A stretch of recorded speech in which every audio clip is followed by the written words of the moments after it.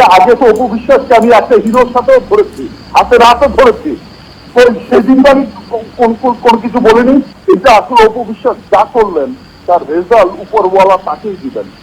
শাকিব খান বলছেন আপনার সঙ্গে তার কোনো বিয়ে হয়নি, তার কোনো সংসার হয়নি, ইমোশনাল কোনো কিছু হয়ে থাকতে পারে, তার জন্য তিনি তার সন্তানকে স্বীকার করছেন, কিন্তু আপনার সাথে তার কোনো বৈবাহিক সম্পর্ক হয়নি তিনি জোর দিয়ে বলছেন। সেটা এখন তার ব্যাপার, সে এখন জোর করে বলবে কি বলবে সেটা আসলে তার। এই হচ্ছে অবস্থা।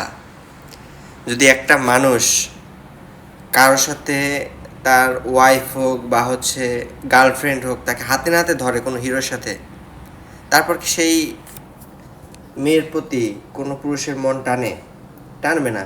শাহিদ খান হাতে নাতে ধরেছে জায়েদ খানের সাথে, সরাসরি বলছে, এবং ডিরেক্ট ফোন কলে অপু বিশ্বাসের সাথে খালিদ মহিউদ্দিনের প্রোগ্রামে।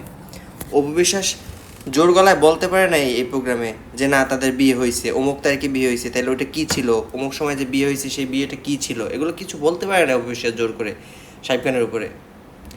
সে বলছে সে অস্বীকার করলে আমি কি করব, সেটা সে বলতে পারে, তার কাছে কাবিনের কাগজ, আমার কাছে কিছু নাই। আহা, মানে শাকিব খান বলে দিছিল। পরবর্তীতে শাকিব খান এগুলো থেকে সরে আসছে কেন? বাচ্চাটার জন্য। সে বলছে আমাদের বিয়ে হয়েছে, বৈধ সন্তানকে বৈধতা দেওয়ার জন্য। পরবর্তীতে শাকিব খান স্বীকার করছে বিয়ে হয়েছে। যখন ডিভোর্স দিছে তখন কোনো কাবিনের পেপার ছিল না, কোনো কাবিনের পেপার ছাড়া ডিরেক্ট উকিল নোটিশে অপু বিশ্বাসকে ডিভোর্স দিছে।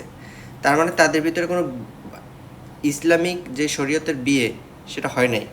কারণ হচ্ছে হিন্দু ছিল অপু বিশ্বাস, কীভাবে বিয়ে হবে এটা তো ডিরেক্ট বলতে পারে নাই তখন শাকিব খান বলতে পারে নাই যে ও হিন্দু, ওর সাথে কীভাবে বিয়ে হবে, যেটা হয়েছে ইমোশনালি।